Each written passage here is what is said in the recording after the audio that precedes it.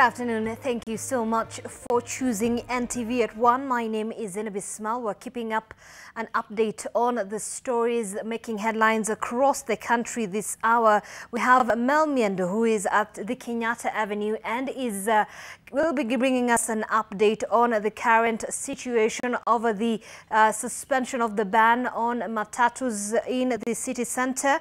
We also have Kennedy Mureithi, who is in Parliament, and will also give us an update on the Energy CS, and marketers were before the Energy Committee later on. But before that, Nairobi Governor Mike Sonko on Tuesday morning lifted the ban on matatus accessing the Central Business District. The ban, which took effect on Monday, saw thousands of commuters walk for long distances just to get into and out of town, while motorists were stuck in traffic for hours. The governor says he has suspended the ban to allow talks which have been ongoing. We now join Mel Miendo, who is in the streets of Nairobi monitoring the situation. Mel, has there been an improvement as far as traffic jam is concerned?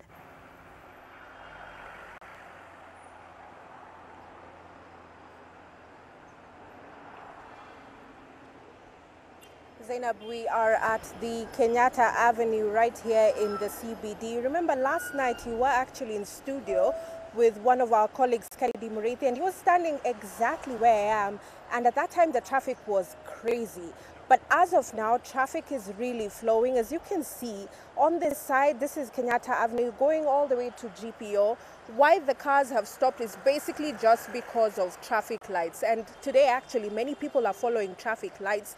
They stop on the red light, then on the green light, they go. Remember, early this morning, we had that the suspension on that ban was lifted. And so that was done by Nairobi Governor Mike Sonko. Before that notice, or before that announcement by the governor, he was actually in a meeting with matatu operators. Most of the people who are in the helm of the matatu operators, they were in a very long meeting early this morning, and then that is what led to that announcement by Nairobi Governor Mike Sonko. So currently we have matatus, you can see them flowing right behind me here in the CBD. They are still here, and of course we don't see the traffic that we saw yesterday. Remember, the suspension was with regards to decongesting the city because of the crazy traffic jams that we see here in Nairobi. But yesterday we saw the exact opposite of that, because the traffic was worse than when matatus were allowed access in the CBD. So let's listen into what Governor Mike Sonko said this morning. It was via Facebook Live, and this was his announcement. I have noted with deep concern the plight of Nairobi residents as a result of the ban, and hereby announce that the full implementation of this directive has been suspended with immediate effect. One of the issues that Governor Mike Sonko spoke about that led to that announcement is the issue on expectant mothers, people who have to travel long distances with the ban having taken effect yesterday. But as of now, we know that it's been lifted, and so the matatus are allowed access into the CBD. Now, Jamal Ibrahim was one of the people who met with Governor Mike Sonko. He's the chairman of the Matatu Operators Association, and they actually said it is okay for them to come up with a solution, a long-lasting one, to get a decongestion in the Nairobi city. And so in months to come, we expect that there will be these stakeholders meeting before such a ban is effected as well. Now, Zainab, just quickly, even if you go through social media, you'll see many Kenyans commenting on the announcement by Governor Mike Sonko, especially because yesterday was not a good day for many Kenyans commuting to and fro the Nairobi CBD. But it is back to normal, and so we expect that everyone will be getting into their businesses quite easily. Zainab. I thank you so much, Mel Miendo, who is keeping an eye for us on the situation on the ground in regard to that suspension of the matatus in the CBD. Quite a normalcy is actually returning back to the city. But away from that, oil marketers have this morning appeared before the Committee on Energy and have raised issues regarding unfair competition at the airports with regard to supply supply of A1 jet fuel and an alleged 11 million oil spillage that would have cost them over 1 billion shillings. We're now joined by our political affairs reporter Kennedy Mureithi from Parliament for more details. Kennedy? Well, as you've said rightly there, is that the oil marketers under the Supply Co company were there before the Energy Committee that was today being led by the Vice Chair, that is Pukose, the Member of Parliament for Endebess. And in their submission to that committee, they brought out two key issues that they do believe are going to affect their operations. And one of them is with regards to unscrupulous dealers who are now supplying jet fuel to some companies at the airports, that is at the Wilson Airport, at the JKIA, and also airports in Mombasa. And they do say that them as the registered oil marketers, there are people who have come in and they have set up at this particular airport. But what they are putting in with regards to the infrastructure and the oil that they are supplying, there is a problem, as these oil companies and the flight companies are going for cheaper ways. There are two companies that have been mentioned in some of these scandals, and one is Pacific and ASM from Dubai. And there is concern that some of these companies are not providing the right fuel. Some of the concerns that these oil marketers are raising is that what if this fuel causes accident? What if the adulterated fuel that is being supplied by some of these companies comes in and corrodes or does anything wrong with regards to the operations of the airports that we have in the country? And it is a major concern that the committee was actually even supposed to meet the ERC, that is the Energy Regulatory Commission, and other players, and they do believe that they are going to provide a puzzle. In this particular meeting, the Kenya Airports Authority was there, the Kenya Civil Aviation was there, and they are the ones who said, yes, there are these two companies that when the flight companies were appearing before the committee, they were able to pick out these two companies, that is Pacific and ASM from Dubai, as some of those who they have not licensed. Actually, one of the companies that has been named with regards to using these companies is the Kenya Airways. And Kenya Airways has actually registered one of these companies as a supplier in the hospitality industry. And it is not, KAA does not understand how come these two companies are coming in with the fact that they are registered as hospitality industry, and yet they are providing fuel for these flight companies. Another matter is that of the 11.6 million oil spillage and pilferage that is alleged to have occurred, and it is estimated that 1 billion shillings could have been lost. What was there? And the oil company, these oil marketers are saying that they could not and they will not pay that money as it had been required by the Kenya Pipeline Corporation. And they are saying that that money, they want an extensive and a special audit to be done to know what happened. According to them, there was no spillage, and it is one of the ways that the company, that is Kenya Pipeline, was actually looking to get money from them. It was either they get that money from the insurance company, and that is CIC, or that cost is translated into the consumer with regards to those who are even using vehicles at the pump price. But now that they have requested a special audit, that has been granted this morning by Kenya Pipeline through their board in a letter sent to newsrooms by John Ngumi, that is the chairperson of the board. He said that with regards to this matter, they have been given until 31st of December to carry out this audit that they have been requesting. And also another matter that has come up is that the CEO, that is Joe Sang, will not be seeking a second term. These are just some of the issues that have come up in this particular committee meeting, and we do expect. But one thing, that is the chairperson of the Supply Co, that is the body that brings together all these marketers, through their chairperson, that is Joe Muganda, who is the CEO for Vivo Energy, the emerging director of Vivo Energy. He said that the period they have been given until 31st of December, they are not going to meet this period, and they will not be able. So they are looking to see whether this period will be extended, as also the DCI has been called in to investigate this matter. We'll be giving you more details later if and when we do receive them in our subsequent bulletins. Back to you, Zainab, in studio. All right, thank you so much, Kennedy Mureithi from Parliament. They will be having that report and full details in our subsequent bulletins. Now, the Kenya Pipeline Company Managing Director Joe Sang will not seek a second term in office. A crisis meeting called by the board this morning announced that it has embarked on the task of recruiting a managing director. John Ngumi, the chairman of the board of directors, confirmed that his team has received and accepted Joe Sang's letter stating that due to personal reasons, he will not be seeking a second term as managing director. Sang, whose first term was to end in April next year, handed his letter to the board today morning. In a press statement signed by KPC chairman John Ngumi, the board has also invited oil marketing companies to conduct a forensic audit of stock positions and to complete the exercise by December 31st. This followed a row between KPC and major oil companies over the whereabouts of 21 million litres of fuel worth over 2 billion shillings, which the company claims was spilt in the fields or was stolen in the last 2 years.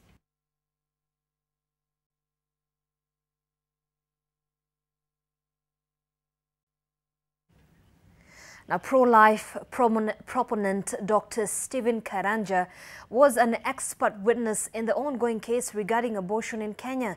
In the case, the Federation of Women Lawyers, FIDA, sued the Ministry of Health for withdrawing abortion guidelines. Brenda Wanga has been following the proceedings this morning, but let's listen in to what is happening.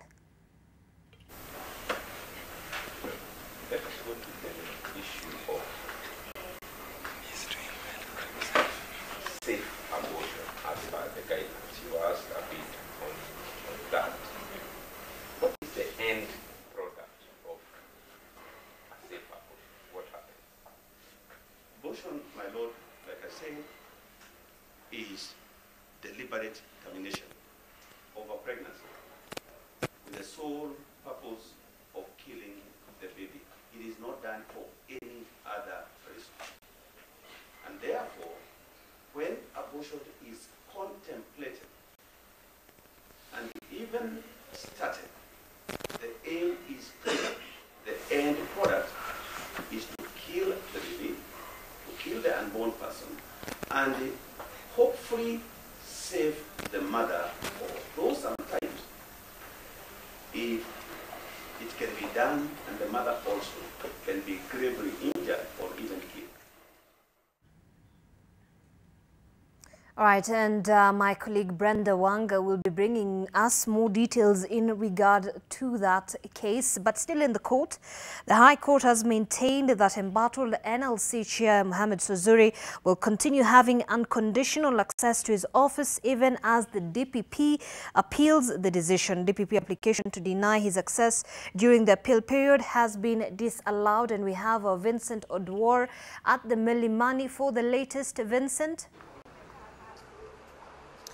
Absolutely. The chairman of the National Lands Commission, Mohamed Swazuri, was here in the court to really wait for the ruling, whereby the court has decided that the NLC chairman will continue having unconditional access to his office and also report to duty every day without being given any conditions whatsoever. You remember there was the ruling by the Anti-Corruption Magistrates Court that had given him very tough bail, whereby he was told that for him to access his office, he was to get permission from the Ethics and Anti-Corruption Commission and also get permission from the commission itself before he could access his office.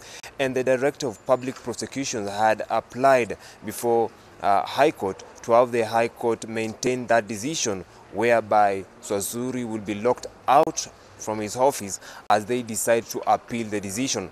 But that is an application that has been disallowed today, and now the Director of Public Prosecution's office will have no any other option but to continue with its plans to appeal the decision, while at the same time Swazuri continues to have unconditional access to his office. According to the ruling, the judge said that there was no any substantive reasons why to deny Swazuri access to his office, while the DPP continues with its appeal case to try and quash that decision. They are saying that Swazuri deserves some rights and also due process during this time. And remember, last time they said that trying to deny Swazuri access to his office will be trying to remove him from the office from the back door, and that it's something that will really infringe his fundamental rights. That is what has happened. For more of this, don't fail to join me during our subsequent bulletin. Back to studio. Indeed, Vincent, and of course we'll be waiting for that report from you. Now, West Pokot Governor John Lonyangapuo is demanding for the immediate restoration of his security detail following a court ruling ordering police management to do so. The governor, whose security detail was removed due to an incident where he released a border operator along the Kapenguria-Lodwar highway who had been arrested by police, has slammed security officers working in the county for his recent woes. West Pokot Governor John Lonyangapuo rode into Kapenguria town hours after a Kitale court ordered for the reinstatement of his security detail that was withdrawn late last week. A decision by the governor to make a stop along the Kapenguria-Lodwar highway mid last week, where he also secured the release of a border operator who had been arrested at a police roadblock, seemed to have rubbed the National Police Service the wrong way. Helmet. Peleka pas. Kotini. Ndio. Kama mmekosa peleka pas. Kotini. Mbona unachuna 2,000 saa hii? Kesho 2,000. Alafu ya mariski 2,000 kila mtu. Kwa nini? Yote kwamba ni mtu atolewe. Mambo kama hayo mlitaka ninyamaze?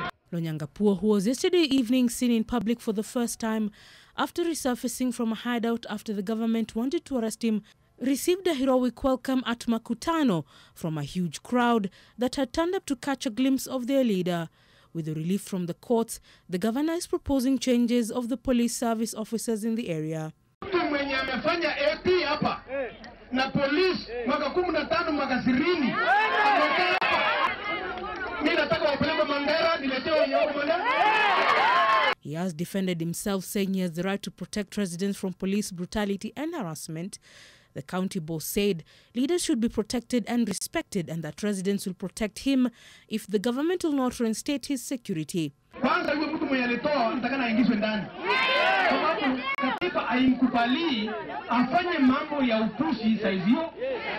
He now says he has mounted cameras on roadblocks to nab traffic officers extorting motorists. Leila Mohammed, NTV. All right, listen to this next story. A suspect has been charged with deliberately transmitting HIV and AIDS to another person, contrary to the Sexual Offence Act. Renato Tieno denied the offence he is accused of committing on November 17th in Mishomoroni within Mombasa County. The charges read that the suspect willfully and intentionally had sexual intercourse with the complainant, knowing very well that he was infected with the disease. The suspect appeared before Shanzu Senior Principal Magistrate Diana Mochache.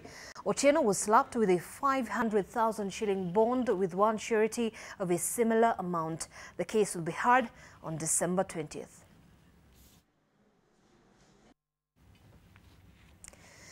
Now, residents of Umoja and Kayole Central Estates in Nairobi raided illicit brew dens, claiming that a number of people have lost their lives after consuming the liquor. The dens raided are next to a stream in Kayole. The irate crowd attacked the suppliers of the illicit brew, while police officers and the area chief watched from a distance.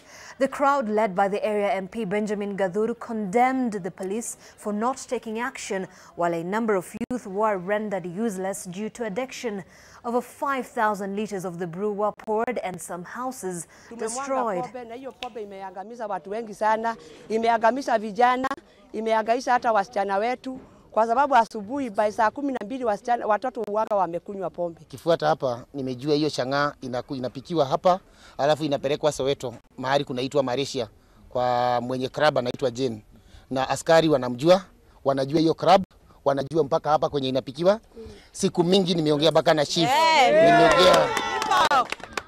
nimeongea na askari, nimeongea na chief, nimeongea na DC kuambia hii maneno ya kumaliza hii pombe. Juzi nikapata story kuwa ati watu wakikunywa pale Malaysia, mtu akikufa sababu wanakufia hapo, anawekwa kwa gunia, anarushwa kwa hii mto iko hapa nyuma yetu. And the government has banned night parties and other events in an effort to curb increased teenage pregnancies in Trans Nzoia County. This comes after the government banned evening prayers, popularly known as Kesha, in Narok County, as rising cases of teenage pregnancies continue to be reported, especially in remote areas. Speaking in Kitale Town, the Council of Elders, led by Chairman Peter Masinde, said teen pregnancies and rape cases have become rampant in the county. The elders have rolled out a program to engage the community on the vice and offer training on family values. The county commissioner has given a stern warning to parents who do not report abuse of their children and instead collude with perpetrators to solve such cases at home. Sile sherehe za disco matanga. Tumegundua kuna baadhi ya mambo ambayo yanafanyika pale. Baadhi yayo si mambo mazuri na ndio yanahatarisha watoto hata zaidi. Tumeanzisha program ya kutembea kwa kila sub county. Tuongee na wazee, tuongee na wamama, hata tuongee na vijana. Limuru Court has issued a warrant of arrest against 2 business people who allegedly posed as KRA officials. The arrest warrant was issued after the suspects failed to appear in court to answer to charges of impersonating KRA officials at Kamiridhu Water Project in Limuru constituency in June. Only one suspect appeared in the dock. The case will be mentioned on January 29, 2019.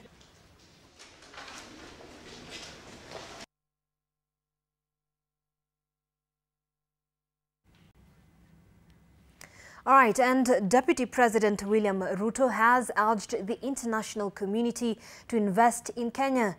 Addressing entrepreneurs in Rome, Italy, the Deputy President said the ongoing investments in infrastructure, energy, and the development of human capital will have a positive impact on the ease of doing business in Kenya. He also added that there are huge opportunities in agriculture, manufacturing, health, and housing, which guarantee a return on investment.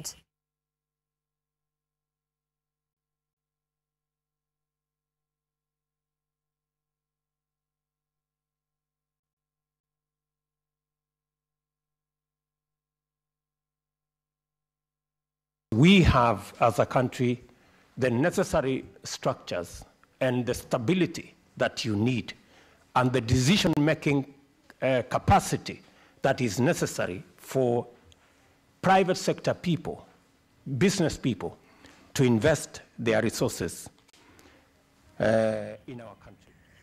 Now, more than 300 G4S security officers in Nakuru are up in arms over poor working conditions, reduction of their salaries, and some policies which they say are unfavorable to employees.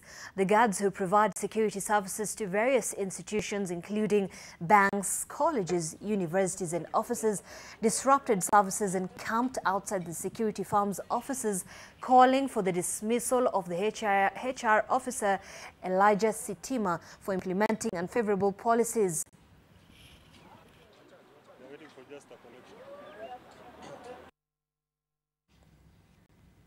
All right, and in other news making headlines across the continent, Nigerian President Muhammadu Buhari has quashed rumors surrounding his ill health, that he had died and was replaced by a lookalike imposter from Sudan.